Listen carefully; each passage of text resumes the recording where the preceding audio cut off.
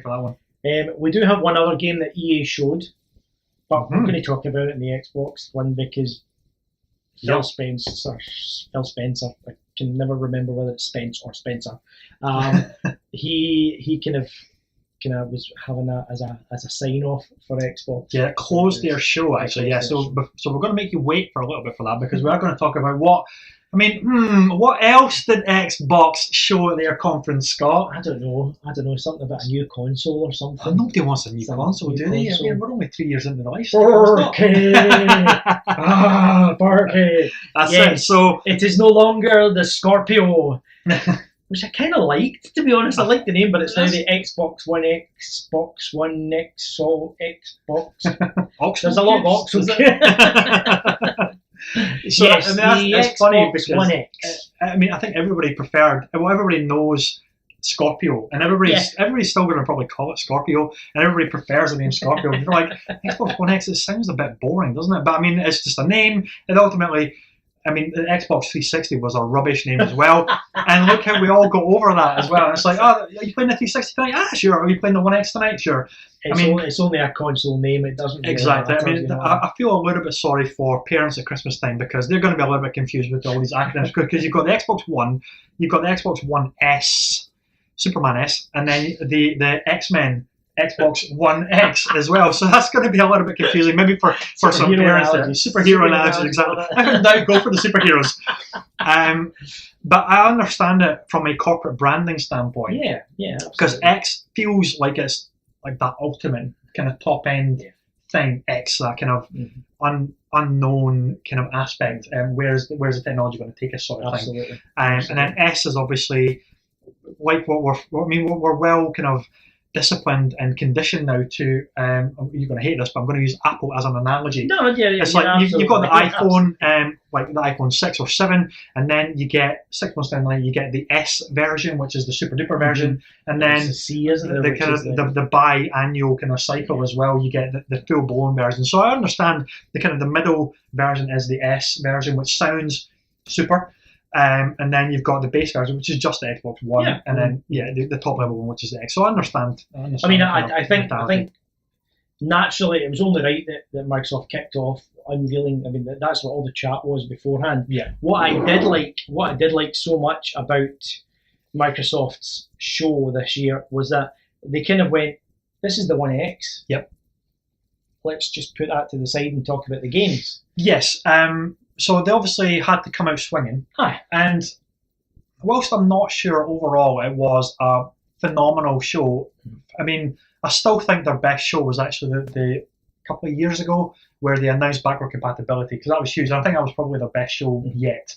But saying that, it was an incredibly solid show. I mean, they never really missed a beat. They came out, they knew what they had to do.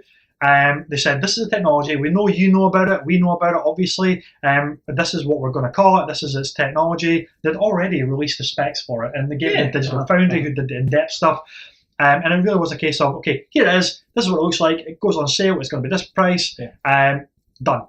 That you know what it is now. Here's the brand new Porsche. Exactly, yeah. This is what you really want, is a Porsche GT Carrera. We would all love a Porsche GT Carrera, to be quite honest. We just sell it for games, wouldn't we? Absolutely. I mean, on that front, I mean, Phil came out, and he said 42 games, 22 exclusives. Yes. Now, which is it? There's a slight bending. There's a slight disclaimer going on there, because whilst everybody whooped for joy, us included, in our separate houses, we're like on Skype, we're like, oh my god, did you see the 22 exclusives? Holy shit!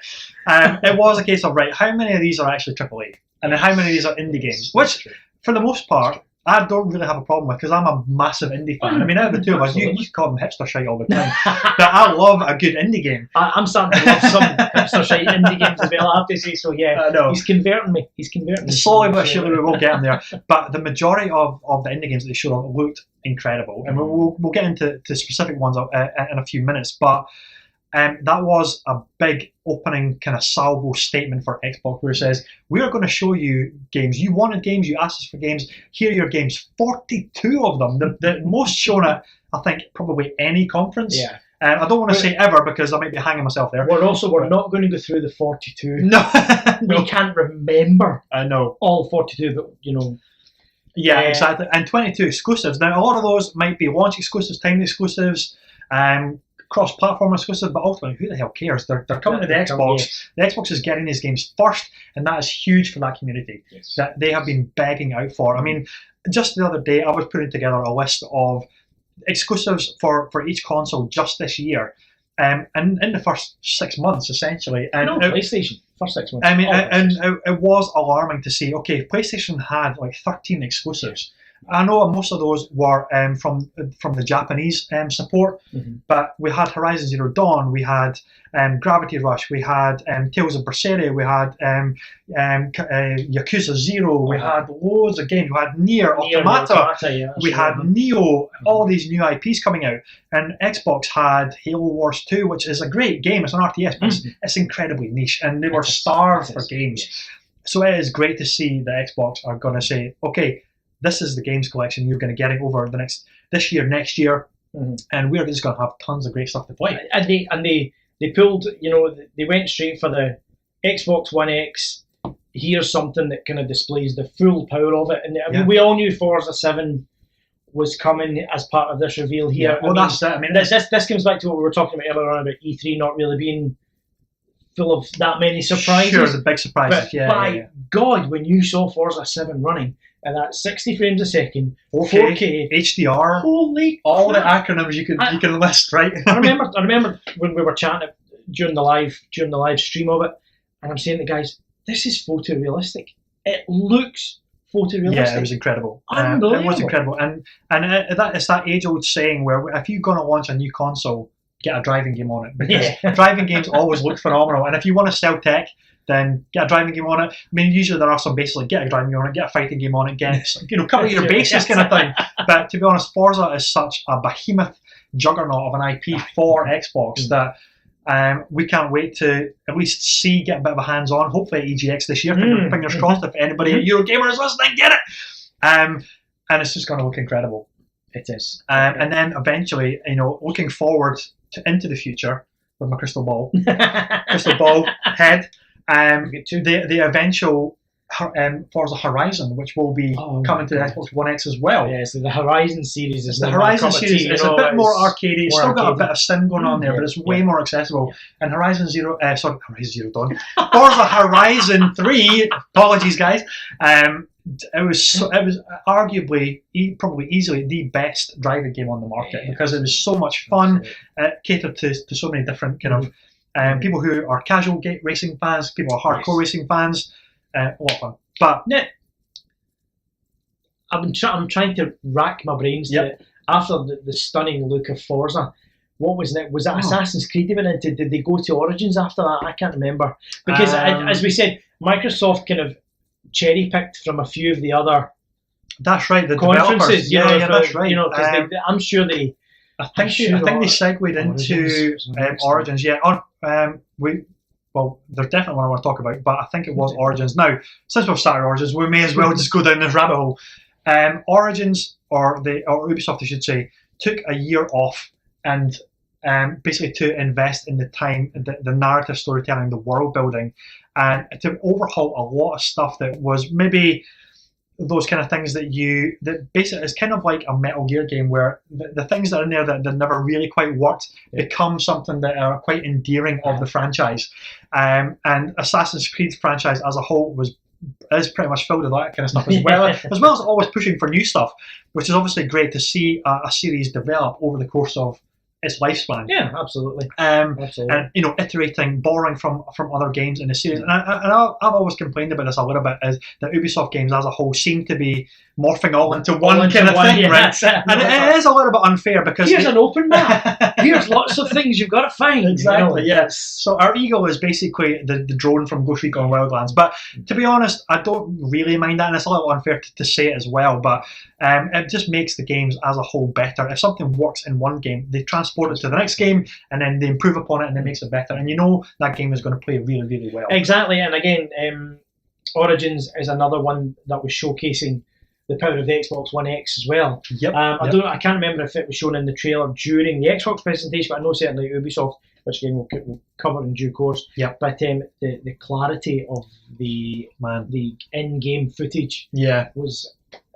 I'm going to keep using the word stunning a lot here, but it was. Really I mean, there wasn't a single game that didn't look good at this conference. I mean, they all looked phenomenal in their different ways, different kind of aesthetics and styles. But what I'm most excited about for Assassin's Creed Origins is obviously it's a new character. It's set in Egypt, so they're going to have hopefully all that. It's not mythology because there's actual fact and history, but if they can maybe tap into some of the more kind of mythos as well around Egypt all the time and the pharaohs, I think that would be quite incredible. And also they've overhauled the character's moveset as well.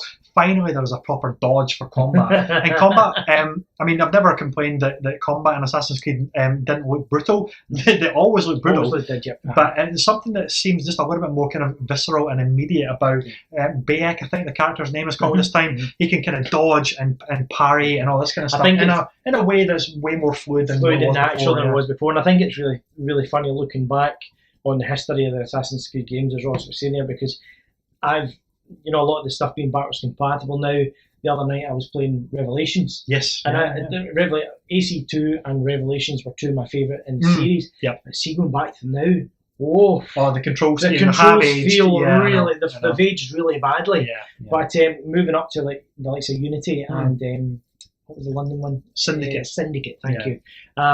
The difference in control schemes between then and up to there they really are. Huge difference. It is a massive difference. Yeah, they really are improving it. And then to take that leap, I mean, they have cited a big influence was The Witcher 3. Yes. And that became quite apparent from that story play reveal, and then the post-show stuff where they did some random kind of world exploring as well for about 30 minutes or thereabouts. It really does look like they're saying, okay, this is phenomenal, this game from CD Projekt Red. What can we analyze this? Can we look at how they've done not just the world building, because visually the worlds in Assassin's Creed games have always looked stunning. They've always looked incredibly believable, but there was something missing there that really made them feel like real and lived in. Even though they were real places, there's something missing, and that's something that The Witcher 3 captured incredibly well. That sense of place, a sense of purpose, and where the NPCs were going about their business, and it felt believable. They would have idle chatter, and I know there was some of that in previous AC games, but there was something that didn't quite gel, didn't quite connect. Felt a bit kind of automated type thing, exactly. A bit wooden, you would say, So hopefully, by the looks of it, Assassin's Creed Origins is going to be pretty awesome, because of all the new lessons that they've learned and really analysed what was wrong in the previous games or what wasn't quite right, what wasn't quite working. It seems like they've overhauled a lot of the moveset and the parkour for the new character. I mean, that shot from the trailer where he's in the tree, which is very Assassin's Creed 3. Absolutely.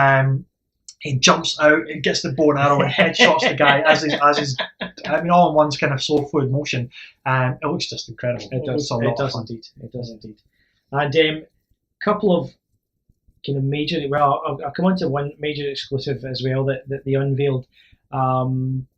Is a game that's doing the rounds. That's kind of the big gaming topic just now that everybody seems to be fond of. Is this Hunger Games type? Battlegrounds. It's Battlegrounds. Player unknown. Player unknown or Player unlimited. I think it's Player unknown, but yeah, they're Battlegrounds. Player unknown Battlegrounds. It's it's every man for themselves. One versus a million or something, isn't it? Yeah. So I mean, this has been huge on the PC scene, and to see it actually migrate over to consoles is huge. And to be honest, I think Xbox is probably the only one that could feasibly bring it over and do it justice. I think because of how robust Xbox Live as a service has always been, that partnership with the PC community, because it will be, I'm guessing, probably Windows 10 as well. I was going to say, I'm trying to think whether it's crossplay. I can't remember. I don't think they mentioned anything about it being crossplay. I don't know if it will, because that might give PC gamers a bit of an advantage, just because of the mouse and keyboard. Yeah, exactly. So they'll get absolutely Xbox owners will get absolutely owned like crazy from the PC community. But the fact that it is coming over, and it's this kind of, as Scott said earlier, this battle royale, Hunger Games kind of thing, where I mean, I've never played it, but I've heard lots about it. Everybody on Twitch is streaming it. They have this massive perimeter on this massive map. 8 kilometre by 8 kilometre. Yeah, and what's cool about it is that you can't just like sit in the corner like we would probably do and just wait for everybody to kill themselves. The perimeter gradually gets incrementally smaller and smaller to herd players together into combat. So it was pretty cool. You start off with nothing. You're basically dropped in. It is, as you say, Battle Royale, Hunger Games type thing. Whereas obviously Hunger Games had a Horn of Plenty and the cornucopia in the middle. Yep. But you know, you have to. There's, I suppose, there's kind of elements of like DayZ. DayZ was it? Where you can either choose to work. You can either choose to work with these other players, or whether it's like, you know, there's that kind of standoff between players where. Are you going to be my friend here? Do I trust you or not? It throws up a lot of interesting dynamics. Yeah. And I also read, I just read actually before we started this today that the Battlegrounds is Xbox exclusive. It is not coming to PS4. Oh wow! Microsoft have managed to get the rights entirely. And I think those are you can play it just now in the preview program. Oh, can you? And I think it's a closed beta, if I remember right. Oh, nice.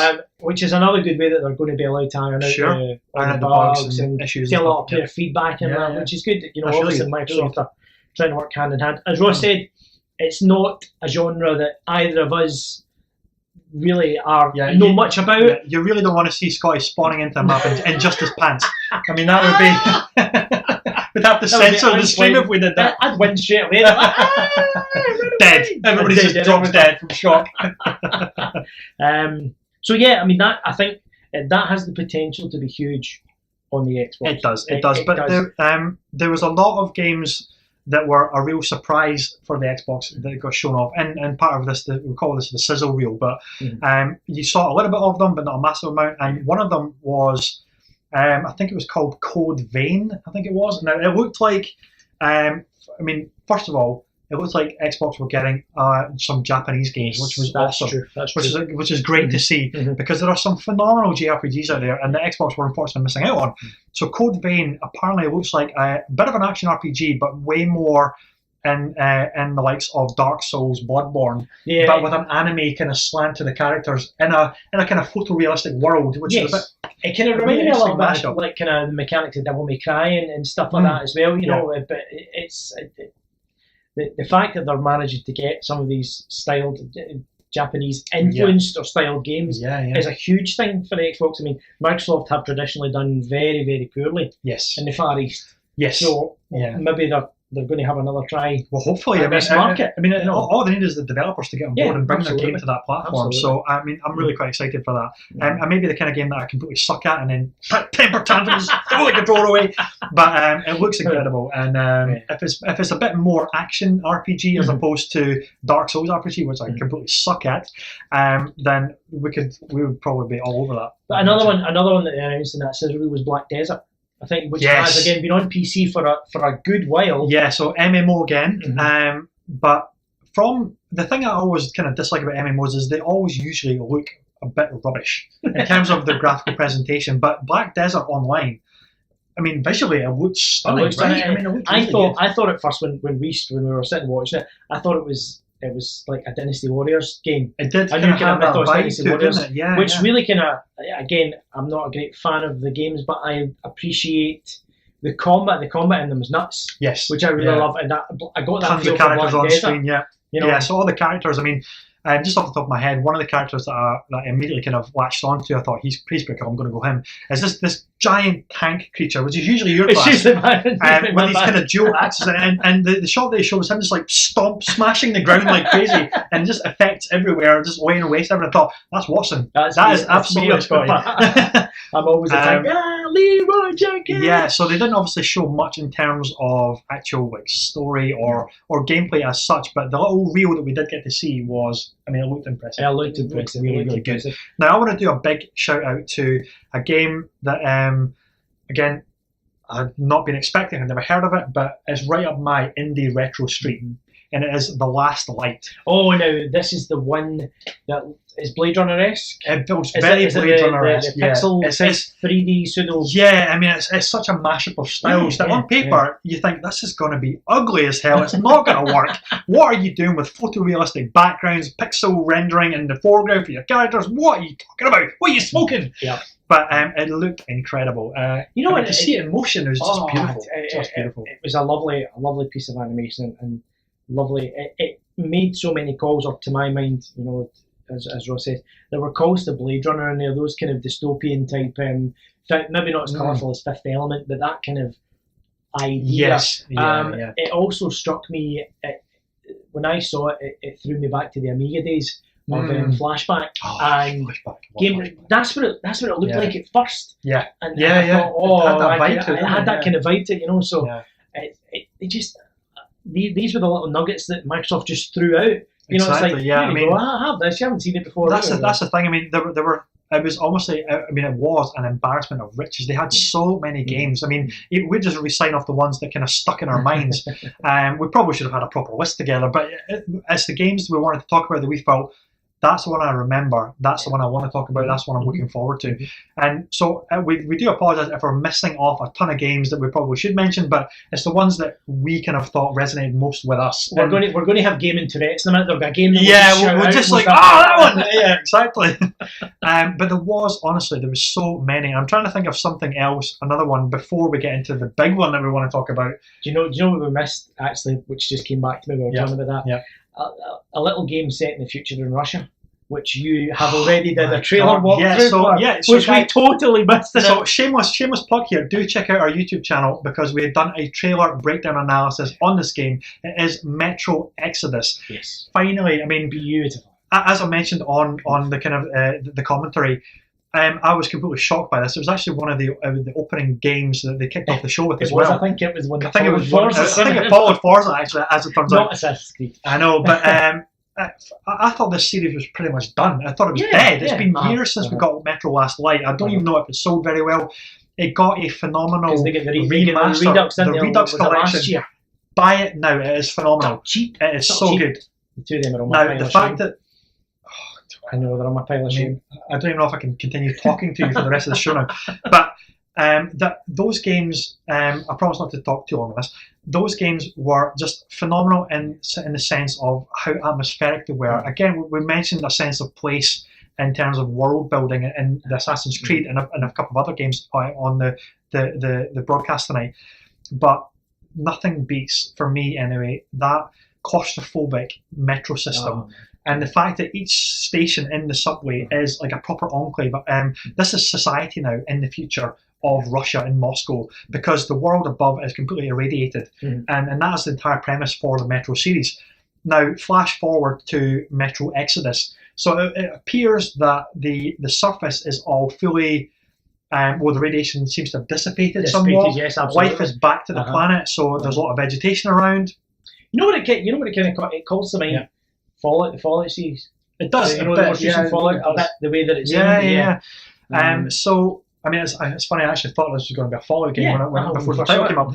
But obviously, with that comes its own kind of hazards. There's no radiation that's going to kill you necessarily. But what does that mean for other hazards in the world? Well, obviously, everything is creatures, 2 heads, 3 tails, exactly, 4 teeth. Exactly. I mean, it looks phenomenal. Again, it's going to be in the full 4K. Awesome sauce. I mean, I hope. If they can run that at 60 frames per second, like the Redux collection does, then I will be just like a pig in shit. It'll be phenomenal. It just looks incredible. And also, they're overhauling a lot of the systems with crafting, with exploration, and again that awesome world building that they did so well in 2033 and Last Light. So I am so excited for that. Beautiful series. Check out Ross's, as I say, trailer on YouTube, trailer walkthrough, and please. You need to buy the first 2 games, the Redux versions, because it's stunning. Absolutely stunning. I'm trying to think if there were any other standouts in Xbox aside from obviously the one. One more for me is as it turns out, ironically, which we didn't think this was going to be the case, it's actually going to be one of the tentpole games for Xbox this year. And it is State of Decay 2. Oh, of course, yes. Now, State of Decay, the original one, came on Xbox 360, got remastered to a survival day 1 edition for the Xbox One. Now, any of the gamers out there who played it on the Xbox 360 and even the Xbox One version, which I play as well, it is the kind of thing. It's like a scrappy upstart. It's the kind of thing that it's got so many bugs in it. They ironed out some stuff. It's a bit janky to control, but my God, it is full of heart. It's all about creating survival enclaves, settlements, getting survivors into your kind of encampment, and getting their loyalty, and then becoming valuable to basically bump up your stats in your settlement, and then taking them out on a recon mission or something like that as a bit of a kind of supply hunt as well. And there was something about it which was just awesome. Maybe it's coming from off the back of TV shows like The Walking Dead and stuff like that. It's like there's something about it that we just fell in love with, and we could gloss over the bugs and the crashes, because there was something there. A good game is a good game. A good game is a good game. There was definitely something there. And so as it turns out now, it's going to be one of the big games for Xbox One and One X. State of Decay was a single player, wasn't it? It was. It was the most screamed out for feature. It was dying for it. It was begging for it. This game has to be co-op. And State of Decay is drop in, drop out co-op. Now, on the subject of co-op, one of the coolest things is if I'm playing online, well, technically offline, I guess, but I've opted into the online thing so people can join my game. And Scotty's opted into people can join my game if our notification pops up. What I need to do is, if I'm about to get mauled or I'm stuck in a barn or something, I'm surrounded by a zombie horde, I can't get out, I need help here. Basically, your character will set up a flare in game, and I love how it's not just sending an invitation and Scotty just randomly jumps into the game. It's actually keeping it in game, in the world. I'll set up a flare, and then now I don't know if the flare appears in your game or you just get a notification, but basically you will arrive in my game as help or support. Seeing the flare would be pretty cool. I don't know how it's going to work. It might pop up on the horizon line or something like that, but that would be pretty awesome. And the fact that it is drop in, drop out co-op. Because I think as well, like the whole flare thing. Is it not? It's only players that are in that similar vicinity in their game. Maybe. I'm not too sure the specifics of it just yet. So maybe the guys in the comments can let us know any specifics that we're kind of glossing over here. But the fact that mechanic exists makes basically State of Decay 2 an instant purchase for most people. And they really have refined, fingers crossed, a lot of the issues that arose in the first State of Decay. The graphics now look way better. It's probably not going to look as good as Metro or some of these AAA massive games. It's not that kind of game. They're a small studio. It's not that kind of game. I mean, you can cover. I'm saying you can cover a multitude of sins, but you pick the right art direction. And these kind of games can stand on their own. Without going, the graphics are a bit chunky. We go on an awful lot about our love for the Borderlands series. Absolutely. I mean, that is a cel-shaded game. They went down the route of going photorealistic for that game, and then at the last minute they changed it to cel-shaded, and best move they ever made. Exactly. So as Scott says, with the right art direction, you can cover a lot of things. I mean, Nintendo is a prime example of that. They don't have the most powerful. They've never had the most powerful console, really, but their art direction makes up for that. You just need to have a look at Zelda. Which again, we'll come on to Nintendo. Exactly. So State of Decay 2 just looks like it's going to be a lot of fun because of that co-op aspect. Absolutely. And the settlement building and drop in, drop out, all that stuff. The co-op will make State of Decay 2. Absolutely make it.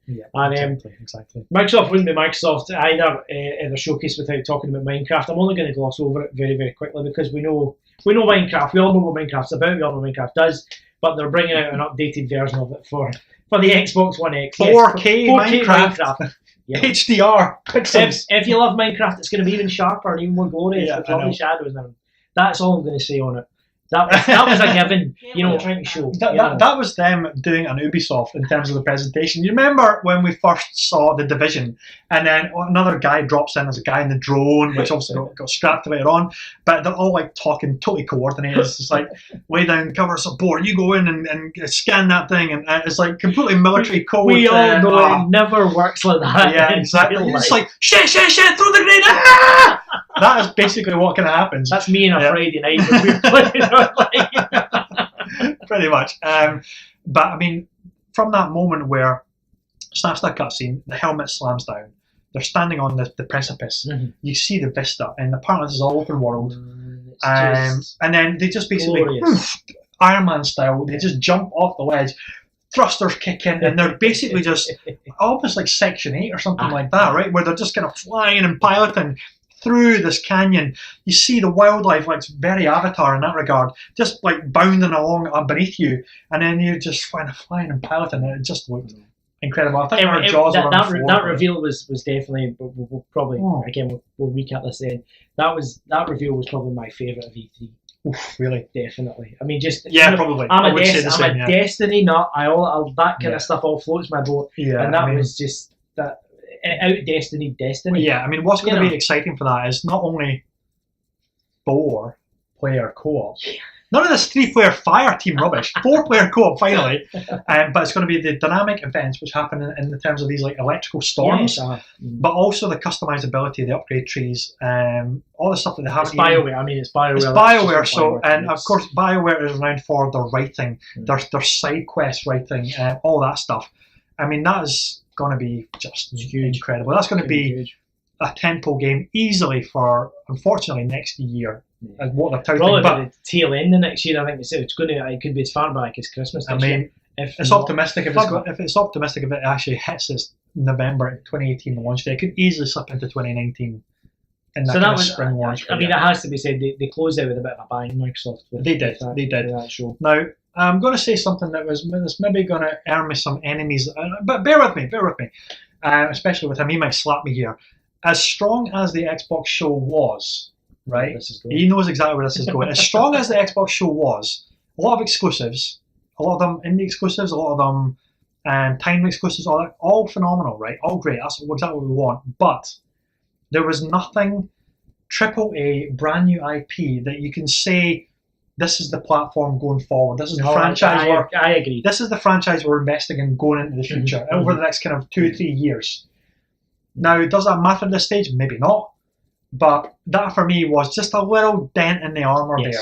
I agree. Taking my Microsoft cap off. Yeah. I would agree. They came out with Microsoft came out with lots of big hitters, but there was nothing, like a Halo reveal or something like that. Exactly. Or something brand new. This is our new mascot going forward. Yeah. I mean. Oh, that kind of stuff, which was just missing, just a little bit missing, but everything else was. I just remembered of another game during this. Tourette's! And I think we missed because it actually was quite a disappointing fleeting glance, and that was Crackdown 3. Yes, I mean, well, because I know after E3, the guys at Microsoft were saying we wanted to focus on the single player. That's why we didn't show the destructible, 100% destructible scenery of the multiplayer. Sure, yeah. That cloud-based nonsense. Yeah. Powered by the cloud. That's like not the Imagination Engine. What was it? Sony's the Emotion Engine, wasn't it? Sony came out with. Right. Okay. Yeah. They all have them. Yeah. They all have them. So yeah, I totally forgot about Crackdown 3 because you know what? The only good. This sounds terrible. The only good thing about the Crackdown 3 reveal was Terry fucking Crews. Yes! Terry Crews. Yeah, I know. Yeah, I mean, Crackdown 3 will sell because we've been waiting for it for so long. It will be what it will be. You know exactly what it's going to be. We love the original Crackdown. Oh, yeah. Missed Crackdown 2 because. Well, I don't know why we missed it. I played Crackdown 2 and it was more like kind of Crackdown 1.5. Okay, yeah. It was a different dev studio by then. Roughing Games had kind of moved off it. Right. Crackdown was one of the releases on 360, one of the first releases on the 360 when it came out. I remember it came with the Halo 3 beta. Yes. I mean, it was a way to sell it. It was a stunning game. Yeah. Brilliant game. It was addictive as hell just to collect all those orbs. I think it must have been one of the earliest full open world games. Yeah, probably. I'm sure. But yeah, Crackdown 3 as well. As we remember, I'm sure. As I say, there'll be another one. Oh no! Yeah, remember another game. I know. See, that's the problem. That's the problem with starting with Anthem first. Is we've forgotten all these games because we've completely forgotten about Sea of Thieves as well. Oh jeez! What the hell? Microsoft, we're so sorry. Now. That's what happens when you get 42 games to cover. Exactly, you forget them all. You absolutely forget them all. Now, Sea of Thieves is a game where I could have cared less about in previous press conferences. I thought this is entirely dependent. It's going to sink or swim, no pun intended, by a regular platform, a regular group of friends to play with. You're not going to play this with randoms. You can't play this with randoms because you're going to be way more fun when you with your best buds, and you're going to commandeer a galleon and run the high seas, hunting for treasure, all that kind of stuff. Now, that gameplay kind of reveal that we saw at this year's E3 got me totally on board. I have to say. I'm sorry, I'm dropping all these horrible puns with on board. Walk the plank, Ross! Walk the plank! Now, Shiver me timber! Exactly, I know. But the fact that it is not just you on your galleon, you're sailing the high seas, doing combat. You can actually take to the land, do treasure hunting quests as a team. That for me is where this game's going to shine. I think it's going to be a lot of fun. Like, encountering those skeletons, maybe even encountering other pirate groups. Well, that's it. I really like the fact that during this, because it was, I think Sea of Thieves. For all we forgot about it, Sea of Thieves was probably the longest time they spent on any game during their 2-hour stint showing their games. Yeah. But it needed it because Sea of Thieves seems like it's been in development hell. All you see is all the time is new letters saying it's in closed beta, it's in closed beta, it's in closed beta. Like technical alphas this weekend, all this kind of stuff. When is it coming out? Still not got a blooming invite to it. I can never get connected. There you go. But I love the premise of when you go hunting the treasure, you can get the treasure, but you know what? You need somebody to back you up because you need me to shoot you in the head and steal the treasure. Or throw you overboard to distract the shark. No, so I can get away with the treasure. Exactly. I mean, there's a lot of... you're talking about the whole... When we came back to talk about PlayerUnknown's Battlegrounds earlier on about the trust issue, there's going to be a huge degree of that with Sea of Thieves. That's if they're going to include Mutiny! it. Mutiny! Oh, mutinies. Yeah. Oh, God. Scott's on the helm. Time to mutiny. Captain Jack Sparrow. Where's the rum going? Where's the rum? Where's all the rum? I mean, it's going to be one of ththose games where, say, if you get in a group of friends to play regularly, all you'll start doing is talking pirate. The whole game. Army hearties. It's going to happen. Plus, you can get fired out a friggin' cannon to another ship. That's going to be so cool. So I'm hoping that there's going to be AI ships. And AI, other AI enemies roll the high seas as well, as opposed to just PvP. Yeah, I mean, there's obviously when you get onto the land with the skeletons, they're obviously AI in that sense. So the hope is, you're quite right. The hope is that you'll have galleons that you can attack. They maybe don't have as much in plunder. They maybe don't have the quality of loot that maybe ships that are manned by other players do. Yeah, exactly. That'll be like high risk stuff, like going into the dark zone in Division or something like that. It's that kind of risk versus reward, isn't it? I can't believe we forgot to see it. It happens. There's 42 fucking games. There's so many, and we're old. It's a lot. Our memories are going. We only have enough brain memory. That's our excuse, and we're sticking with it. So, have we wrapped up the Xbox one? I think we pretty much have. If we've missed anything out, do let us know in the comments, and we will feedback away.